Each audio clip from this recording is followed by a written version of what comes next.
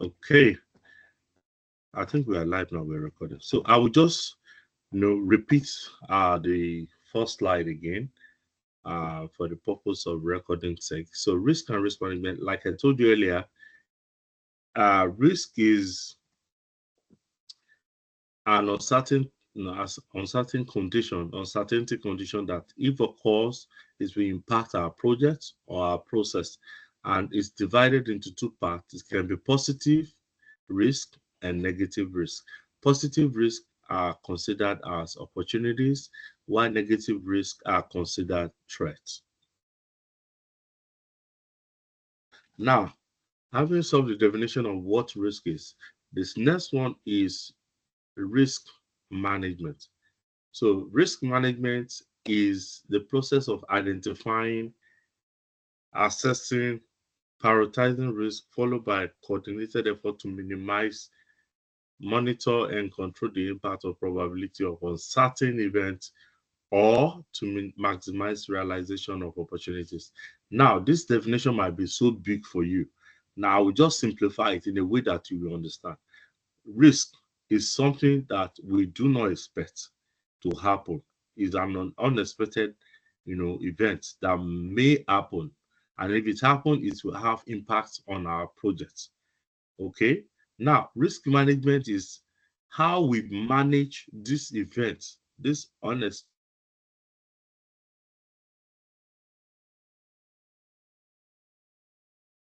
okay, what can cause risk, assess the impact.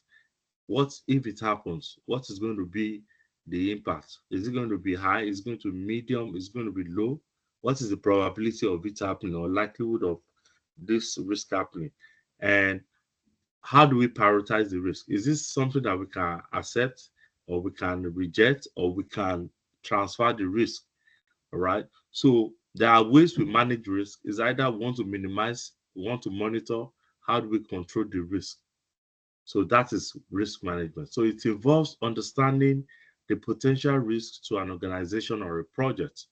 We need to evaluate the potential impact, which I mentioned earlier, implement strategy to mitigate, all right, avert, prevent, manage the risk effectively.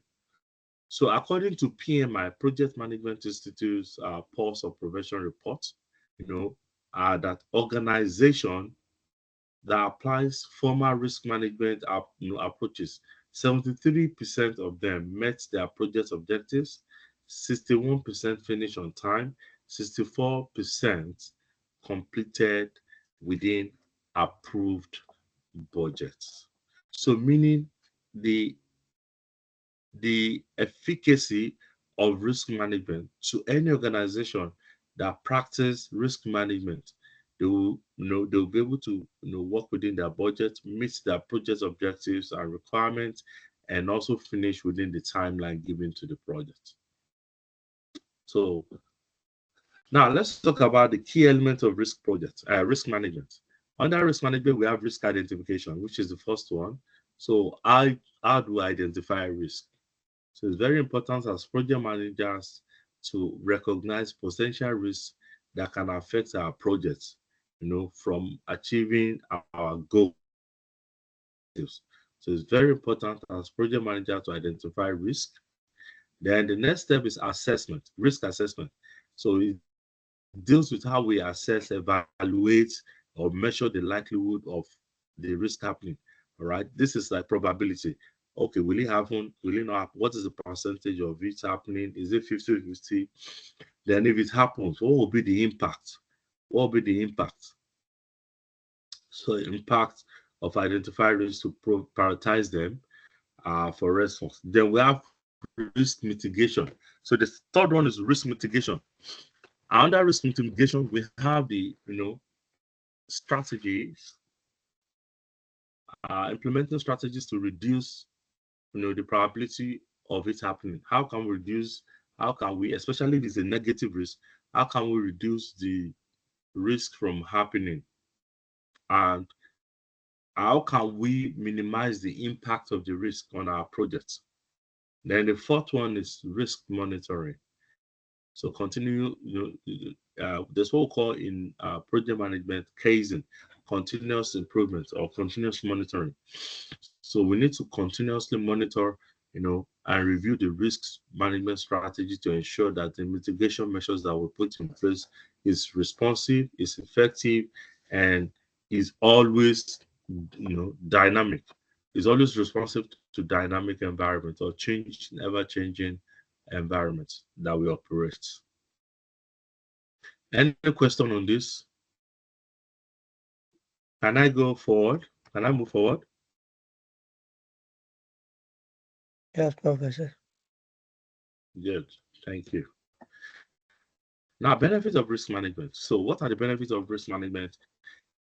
It helps organization to anticipate, that's to think ahead and manage change. So they'll be able to predict, what are the outcomes of a project risk in terms of quantitative and qualitative. So when you say quantitative, you're talking about statistics. They'll be able to calculate statistically and predict. And under qualitative is non-statistics. So we're able to do that, qualitative and quantitative approach to predict the outcome of the risk, improve decision making. So if you have a risk management, process, you'll be able to, take the right decision, informed decision. You'll be able to know which one which risk to accept, which risks to reject, which risks to transfer. Implement proactive, low-cost preventive action. So you'll be able to know where you can save costs, where you can prevent it so that there will be accident or there won't be, loss of financial resources, and increase business opportunities chances. So whenever you see word opportunity under risk management, we are talking about positive risk. Okay, so if you observe that you have a positive risk in a business, for example, opportunity to maximize profit. So what you do under opportunities is to maximize profit. You don't run away from positive risk. All right, you maximize opportunities. So generates increased awareness of uncertainty of outcome. So under risk management, if you practice risk management, you'll be able to know different kind of risks, different kind of situation that is facing your project, and what are the likely outcomes of you know, um, each of those stages. Prepare and act on change process in the company or industry. So risk management and change management, they go pari passu. So it also helps in preparing for change, management and change process within an organization, and also support organizational agility and resilience. So under risk management, and also promote iterative connections among projects, programs, and portfolio, and link the enterprise risk management and business strategy.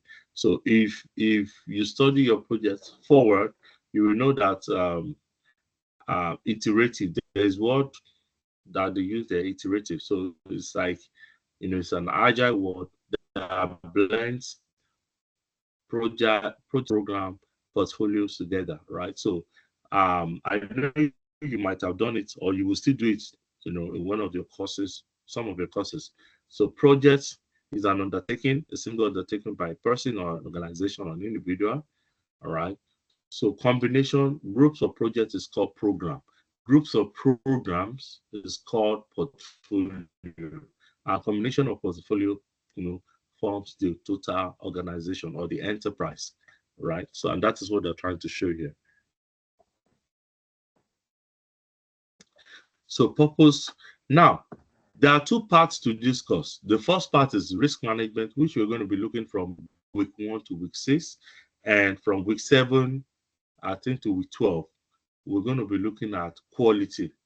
All right. So under quality, we'll talk about standards, so total quality management and all of that. But for now, under quality, we have standards, okay, which is a tiny gap between the risk and quality. So what is the purpose of standard? Why do we set standards in projects? Was every project you want to set a standard so that it will meet or exceed your stakeholders' expectation. So standard describe the concept and definition of risk management. It's component for integration purposes into project governance. So standard fulfill business needs to offer risk management and project management. It harmonizes, practices with enterprise resource management, and also standard offers what and why of risk management. So when you're talking about why do we manage risk, why do we need to maintain risk, why do we need to mitigate risk? So all of these are part of standards, all right, that will set standards for us as a project manager or as a portfolio manager or as a programs manager. So it's focused, when you talk about standard, it focus on purpose and benefit of risk management. Why do we manage risk? Why do we mitigate risk? Why do we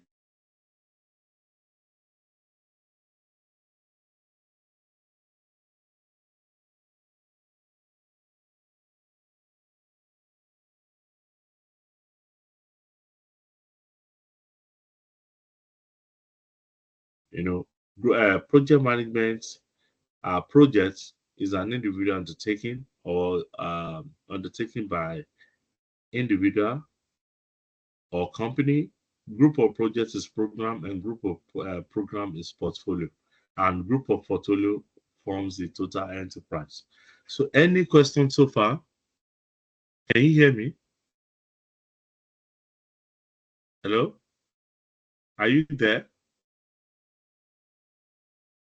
Yes, Professor. Mm, we can hear you. Okay. Yeah. Okay, please. So once in a while, I will be, just, asking questions so that I want to confirm that you're still there, because I can't actually see you. I'm actually, my total screen is on slideshow right now, so I can't see the background. Now, aligning risk management with organizational strategy and governance. So risk management, we've talked about so far. We've talked about risk. What is risk? What is risk management? The characteristics, right, of risk management. And now we've talked about standard. Now, aligning risk management with organization strategy and governance. So what is the relationship between risk management and your company, right? As a company or as an organization, you have a strategy, you have a corporate governance. What has that got to do with risk? Now, every company, for the every endeavor, every project, every company,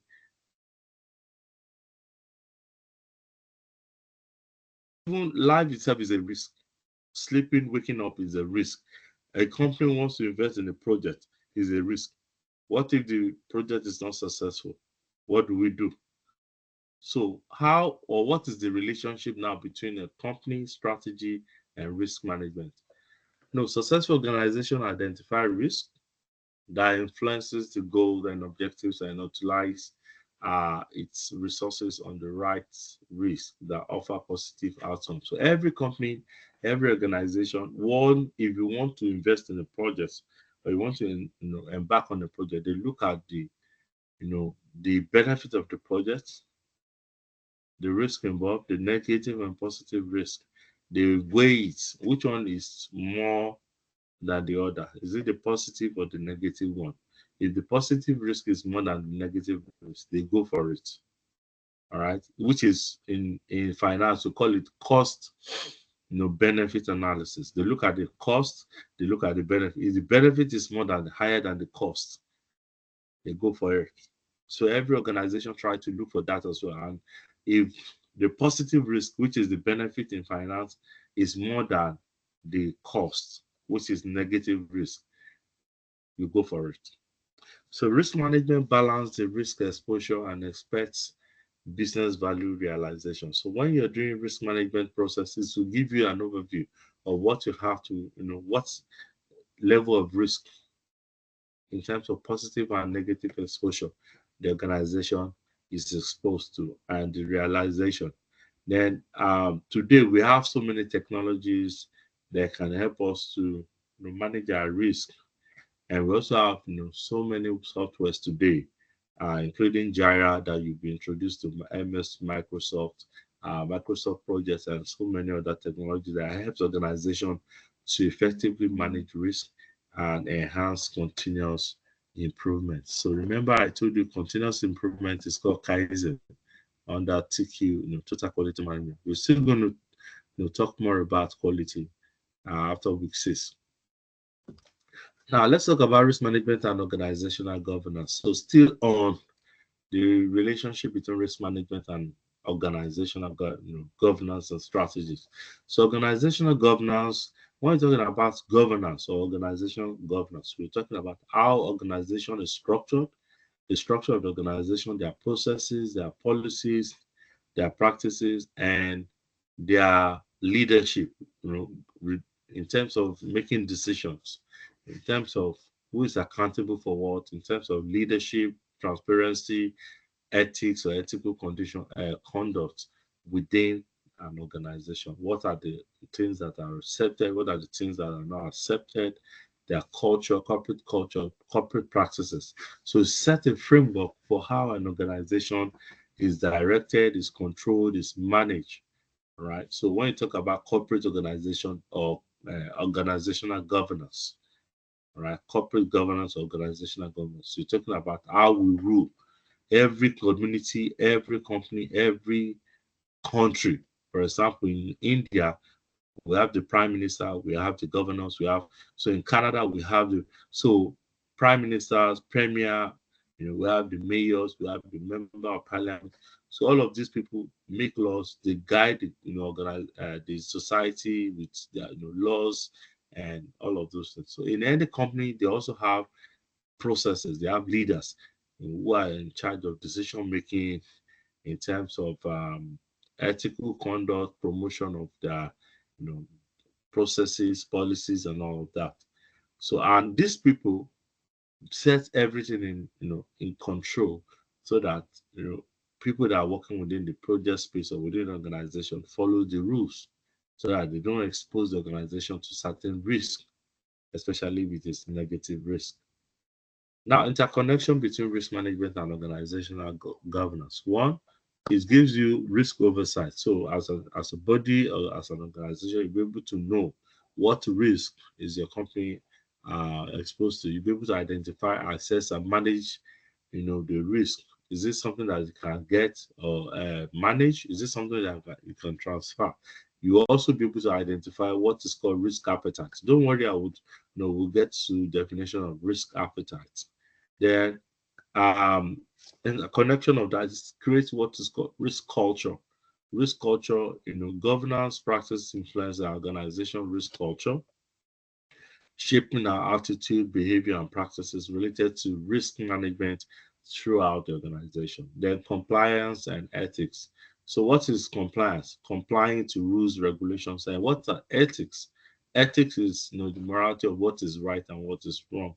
So, when you talk about governance, organizational governance and risk management, it set out compliance. What are things that people, a framework that people should adapt or adhere to, including ethical standards or ethical guidelines that support risk management efforts by promoting legal, ethical conduct, reducing compliance risk, and enhancing stakeholders' trust. So everybody within the organization they're going to be following the guideline, the risk guideline, the ethical guidelines, so that they won't expose the organization to excessive risk, especially when it's negative risk. And it also build stakeholders' trust. Right, the stakeholders are the real owners of projects, and they will be so much more confident in you as a project manager that okay, yeah, the project is in good hands and you know what you're doing. Then we have strategic alignment. So under strategic alignment, some of you that have management background, you understand this. There's what we call management vertical and horizontal alignment. But I will not go into that. So I will just explain briefly um, or summarize it. It talks about the whole company's goal. Every company has a goal or objective. Now, as a project manager, if you are working under a company or you are working under an organization, you must be able to align the project goal with your organizational goal and also the stakeholders, expectations. So that is what we mean by strategic alignment. So risk management and governance should be aligned with organization overall strategies and goals and values. So with governance structures, facilitating effective risk decision making and accountability. So under risk alignment, strategic alignment. So you must be able to align your risk management strategies with the organizational, the corporate governance at the top with the organizational goal. Two of them must marry together. Now, the domain of risk management. So I think I've explained this a little bit, and it's very very simple. Here we have the project, all right? Group of projects will form your program. Group of program will form portfolio, and at the top we have the business strategy here. Now, if you have a risk here, and if the risk cannot be managed at the project level, you escalate it, to programs level, define the tangible and benefits capable triggers. But if you cannot, then you escalate it to portfolio. Then from portfolio, you can also transfer or translate it to the strategy of the business. So these are the four domains of risk management: project, programs, portfolio, and ERM, enterprise at the enterprise level. So you discuss more of this under some other courses, including PMO. Okay, so let's talk about risk appetite model. What is risk appetite? Risk appetite is a degree of uncertainty where the organization is willing to accept a risk in anticipation of reward or opportunity. So just like when you say you have appetite, you have hunger. So to what level can an organization, be hungry or be willing to take risk? So that is risk appetite, a degree of uncertainty where organization is willing to accept a risk, all right? Especially when it's a positive risk. How hungry, how desperate are they to, take a risk in expectation of more rewards or more opportunities? So you see, they use the word reward or opportunities. Anytime you see these two words, reward or opportunity, it focuses more on positive risk. Remember, when we started, we defined risk as uncertain event that can happen which will impact our project. So it can be positive or negative risk. So most times, positive risk are opportunities. Negative risk are what? Negative risk are what? Can somebody tell me what is negative risk? Threat. Threat. Thank you. Thank you. Okay, so let's talk about risk threshold.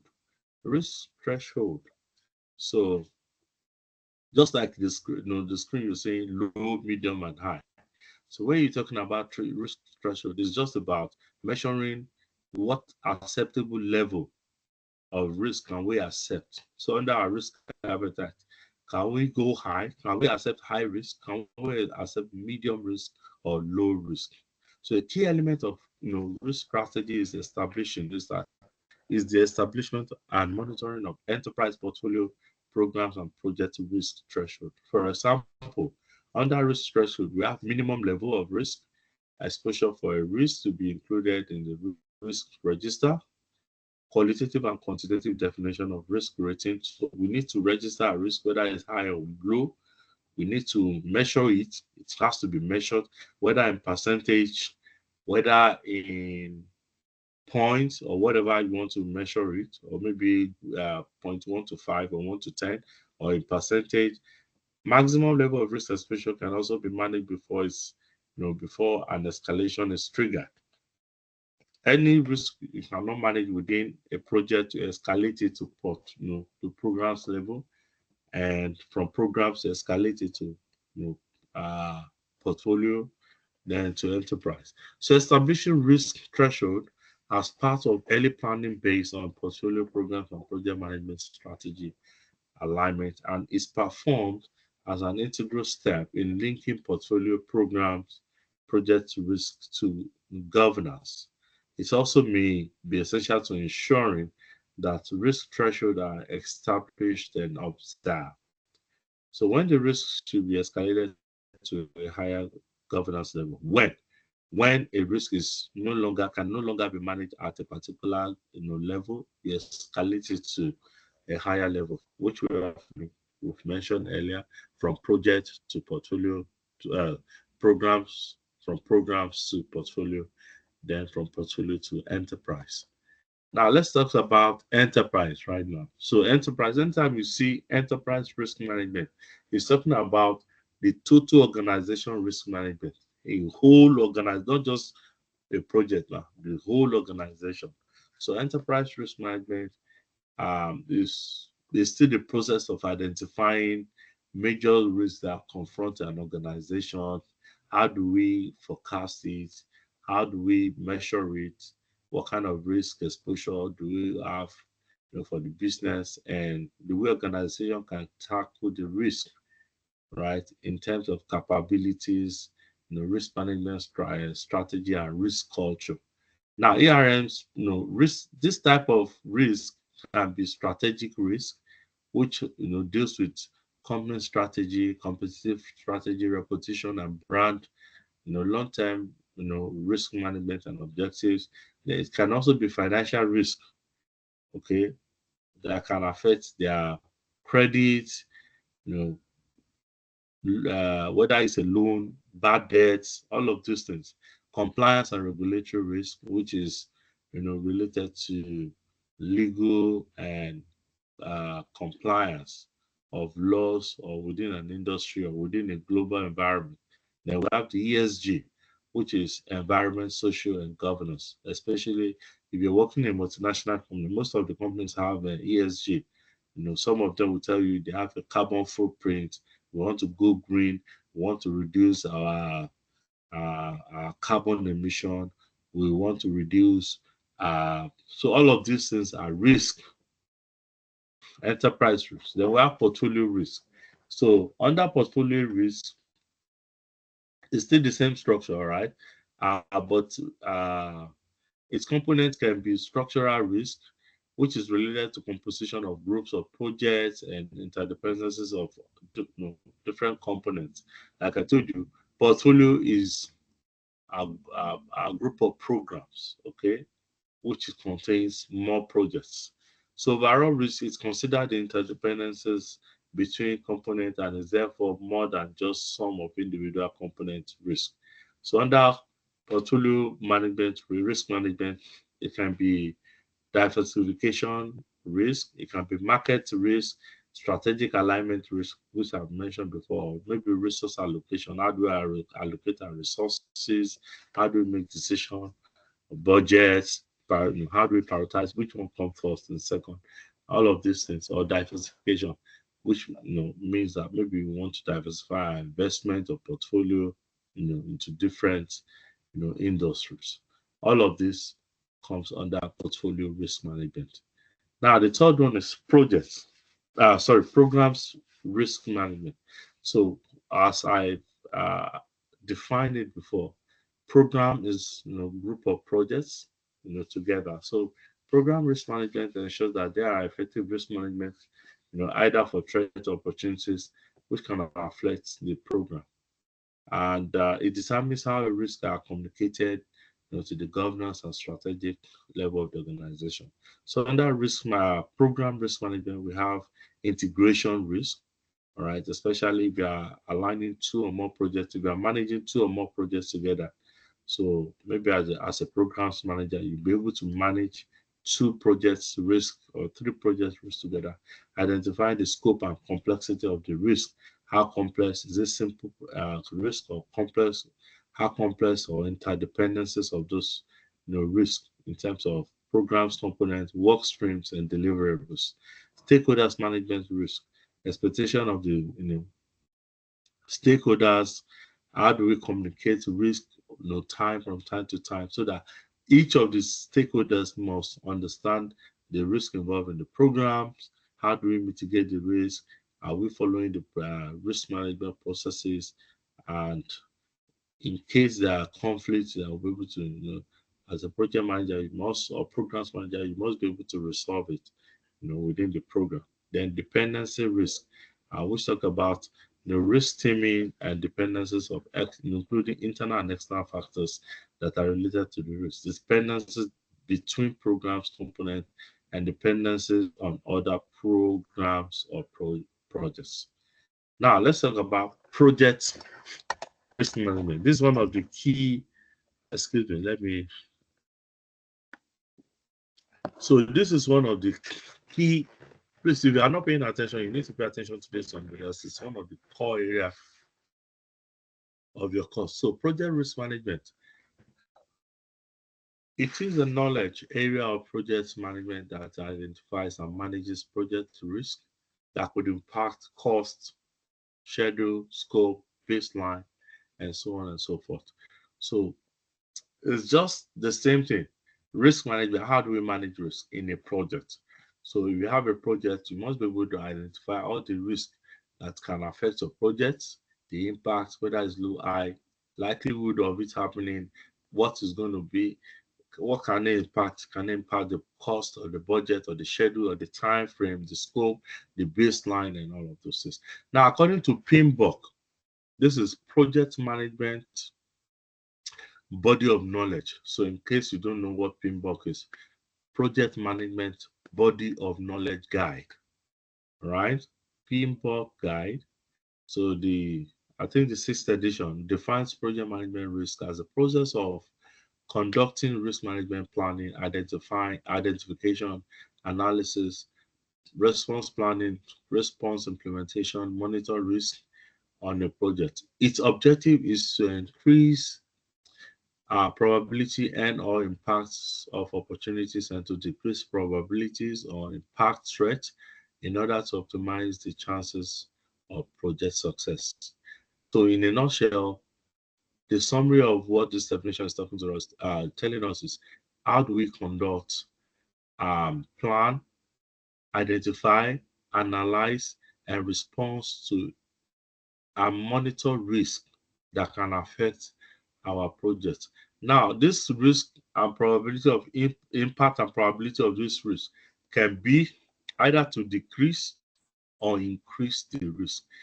Decrease negative risk because it's negative, and the impact of negative risk can spoil our project, so we need to decrease it.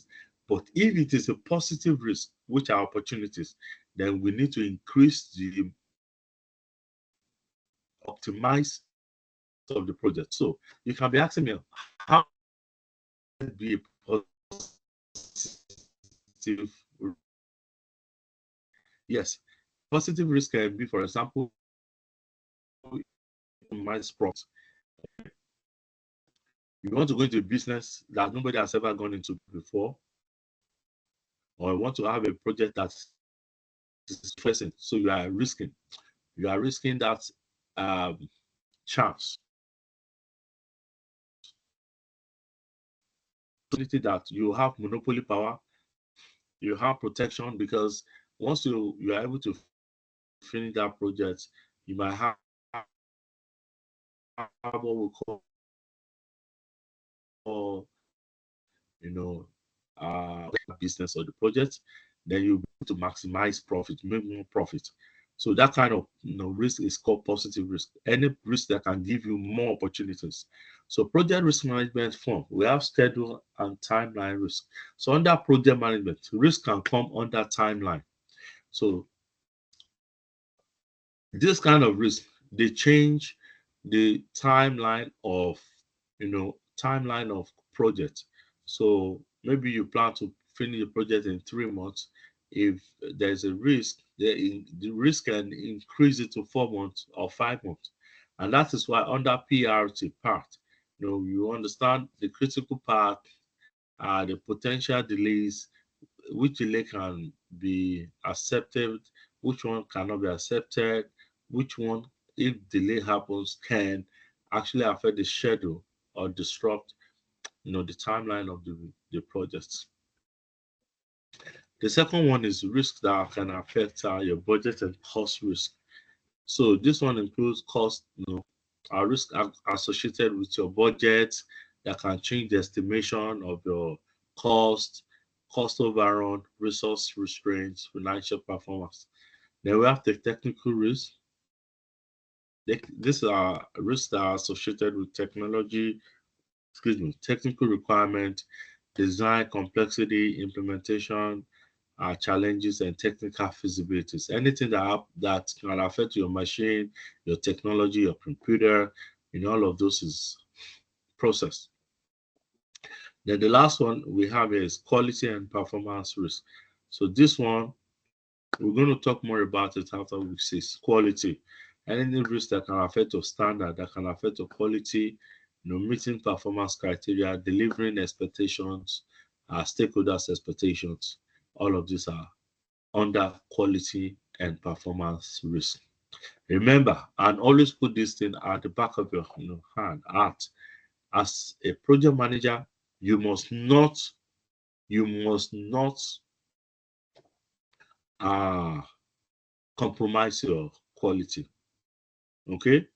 Any risk that happen, you can compromise your timeline, you can compromise or change your budget, you can, you can change your technology, improve it, but quality, you must not go low for quality. It's very important. We'll soon talk more about that. Any questions so far? Any question? No, sir. No, Professor. Thank you. Now let's talk about topology of risk management. So topology of risk management or types of risk management can be financial risk management. So basically this type of risk and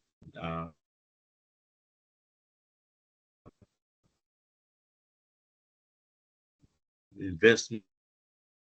For example, we talk about inflation rate, exchange rates, all of those things. These are related.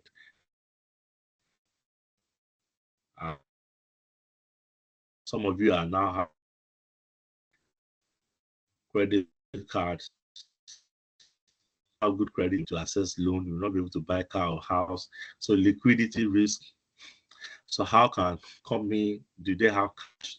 Do they not have cash to meet their operations? The operational risk, which is a risk of losses resulting from inadequate or failed internal processes, maybe systems or people, the operations, including fraudulent processes, inefficient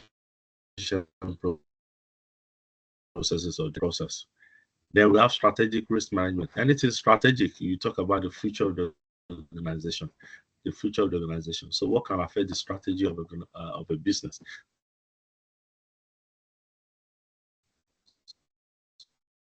So we have business strategies risk, merger and acquisition, market entry, reputational risk, which can affect the brand of a company, the image of a company. And that's why under reputational risk, you see that most of the companies, especially these Fortune 500 companies, they are always after their reviews, online reviews, so that people don't spoil their names or their brands. Competitive risk. So these are risks that are associated with market share, competition, losing your customers to companies. All right. So you must always think all the time, what are the things that I can do to beat competition or to do something better than what others are doing. Right. So all the time, we must always think ahead. The competitive advantage due to changes in the competitive landscape or industry dynamics. Still on topology of risk management, we have operational risk management. This one talks about the process risk. All right, risk of disruptions, failure to meet or create an efficient business processes, including maybe logistics, supply chain. Maybe there's always a delay, in supply or raw materials and all of those things that are under process risk. We have technology risk, failure of manufacturing of technology, machine for cyber threats, inadequate data security or IT failure. So all of these are under technology risk. Then we have human resources risk. So this is related to workforce management, people leaving the organization. When you have your best hands resigning or inadequate training for people you have hired, so that they don't, they should be able to have uh, the right skills, the right knowledge, the right attitude that is required of the project. Then how are you complying with labor laws of the of the country? So every company, for example, in Canada, we have Ontario, we have Ontario Labor Employment Standard Act. Sorry. So all of these are laws that guide how we hire people, how we the minimum wage, and all of these things are also related to risk. So we don't want to hire people and they leave, the project in, midway. It will expose the project to, negative risk, and you'll not be able to complete your project within the time frame that's expected from the stakeholders. Now, we have compliance and regulatory risk management. This one's the word is even very simple: compliance, regulatory. You talk about that is related to legal risk, right? There are laws that you have to comply with. You've got screening contract, especially under your project charter. What has been agreed between the project manager, between the company and the stakeholders. You must always at all time work within the charter, within the contract, within the framework, so that either parties will not take themselves to court. The regulatory risk is talking about government laws, how you must be able to comply with government laws. For example, under project management, construction, if you are for example, if you are a project manager under construction, before you start a building, you must have a permit, excuse me, for your construction. Okay. I know in Toronto that I stay here, um, you can only work construction work from I think 9 in the morning to maybe 6 p.m. Anytime from that, you will not be able to do all this construction work, especially anything that construction that is noisy. You can It will not be they don't permit it. So you have to follow the rules and regulations of the government within your operations, within your project, within your services that you're offering. Then the last, I think this is the last topology of risk management, which is ESG, environment, social, and governance risk management. So anytime you see ESG, it's talking about, how companies are protecting the environment, climate solution, natural disaster, sustainability practices. So you must be able to, conduct projects that protect the environment. What's your carbon emission? How are you protecting the climate? What sustainability? Are you promoting green, green projects and all of those things? Then we have social risk.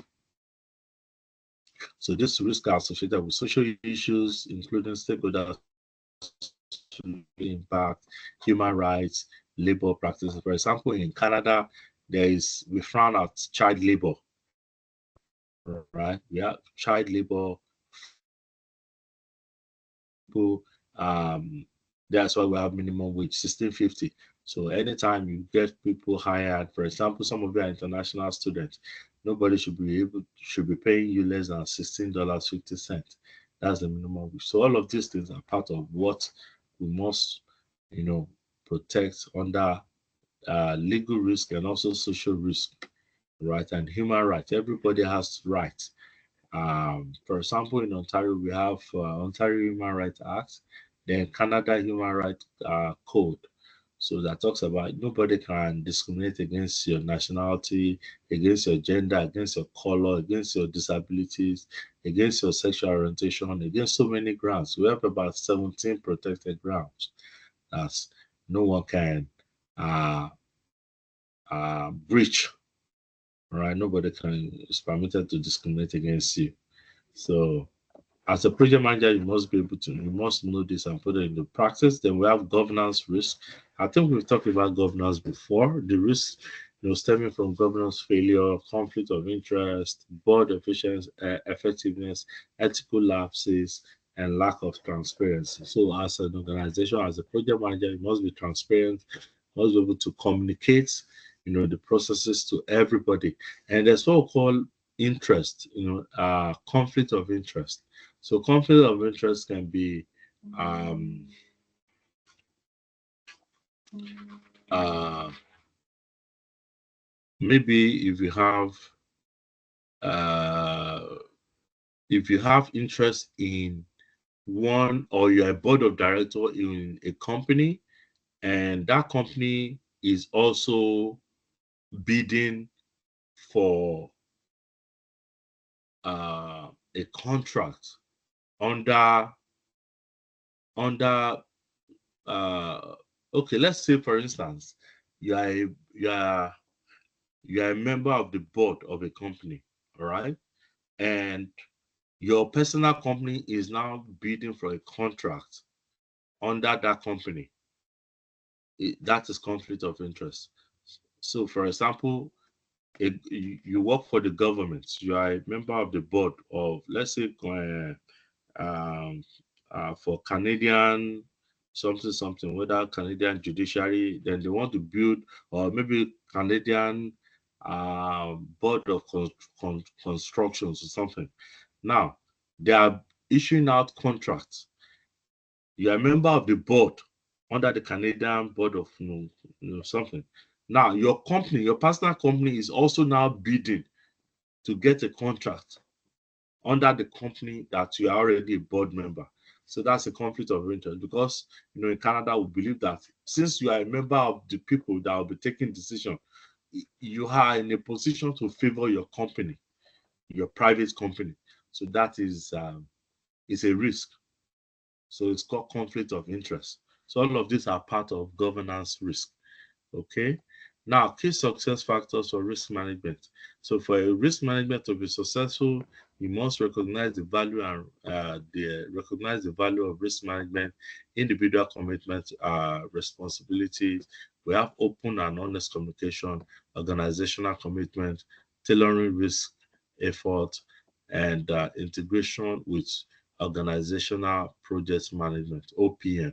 So, for risk management to be successful, must have all of these factors. All right. So keys is just okay. I'm going to break all of this point down one after the other. So key success factor for risk management. We have recognizing the value of risk management, whether it's under portfolio, project, or programs. So you must be able to recognize, what the stakeholders are looking for, and also value your team members, your stakeholders, and also provide value for them in terms of return on investment. So, individual commitment. Everybody working within the project must be committed. All hands must be on deck.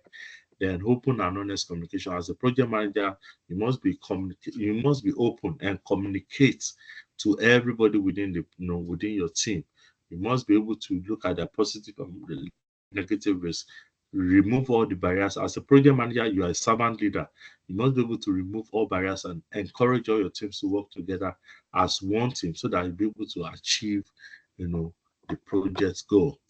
We have organizational commitment. So, company must be committed to, managing risk effectively, either from the enterprise level, portfolio level, programs level, or project level, and whatever type of risk, they must be able to, manage it effectively. Then we have tailoring risk effort, risk level across portfolio. All this must be consistent with values of endeavor to which they correspond. That means stable activities are consistent with or merit attention. Then we have integration with organizational project management, OPM. So risk management does not exist in a vacuum. All right, it must be associated with either a project. So now you must be able to link every project with a risk And the way you manage those risks will determine whether those projects will be successful or not. All right. So you must be able to link a risk to either enterprise level, portfolio level, programs level, or project level. Now, identifying of risk, the difference between threat and opportunity. I think I've mentioned a bit of this before. So if a risk is positive, it will create opportunity. If it is negative, it will give you threat. Now, aspect of projects, the nature of impact. If it is threat, event or circumstances with negative consequences, harm or damage or loss. So, but for opportunity, it will give you more outcome like benefits and advantages and values. Focus on risk response, risk mitigation strategy. So, under threat, you want to avoid the risk, transfer the risk, reduce the risk, accept the risk. For opportunities, maximize benefits. You want to maximize always want to maximize the risk. So in terms of leveraging of on profits or opportunities or leveraging on strength. Then for mindset and approach, for under threat, you are defensive. You have a defensive mindset. You are protecting your project. You don't want your project to go down because the risk is negative. For opportunities, you are always open to accept the risk. All right, opportunistic mindset, seeking value creation, innovation. Now, for under risk assessment, how do you assess threat? You identify, evaluate the likelihood and impact, the probability of it happening, and the impact with the prioritizing how to mitigate the risk. For opportunities, you are also going to be identifying those opportunities, visibilities and potential benefit of it in order to optimize and maximize the risk. Under outcome orientation, under threats, you want to minimize the negative impact, protect your assets and reputation of your business or of your organization. Under opportunities, you are not minimizing, you are maximizing positive outcome because under opportunities, you want to maximize your benefit, your value, your creation, your growth. So those are the differences between threats and opportunities. Now, assessing various organizational risk tolerance. So we're going to talk more about the definition of the risk tolerance next week. So risk averse, these are organizations, they always want to run away from risk. They don't want to take any risk, or they always take low risk. We have risk neutral organization. This organization, they are 50-50. They have balanced mindset. 50% they can take risk. 50% they are also risk averse. So we call them the balanced organization. Then we have risk taking organization. This organization, they are ready to take high risk. Now, one thing about high risk is when you take high risk, you have more opportunities. All right. So they are willing to take more risk. They have that that appetite to take bigger risk. All right. And we have risk intelligence. So it's just about gathering intelligence or information about what is the risk all about, the dynamics of the risk, the level of the risk, whether it's high, whether it's medium, whether it's low, what is the market intelligence, the market condition, the strategic priorities, and the best scenario and best approaches to uh, mitigate the risk. So I think we have come to the end of today's lecture. Um, thank you very much for listening. Eh, uh, do do you have any question for me? Hello, everyone. No, Professor. Hello. Okay, so that's the end of the lecture today. The recording should be ready within 24 hours. I will send the link to the class so that those of our students that are not here can watch it and learn. So for this week, the information and the assignment is online. So, but for this class, the online class, we've been addressed or we've been advised not to take uh, attendance. All right. So I won't be taking any attendance right now. So that is the instruction from the school. So do you have any question for me before we go?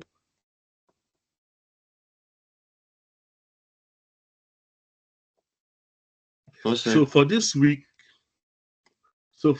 we have a video. You have to watch the video on Project Cubicle, on risk appetite versus risk tolerance on YouTube.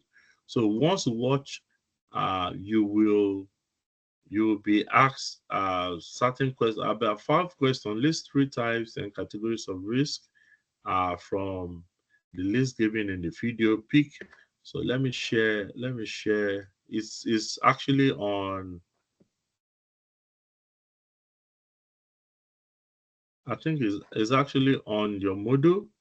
So here. So once you unit one, okay, under learning activities, when you click this is the video. So these are the questions.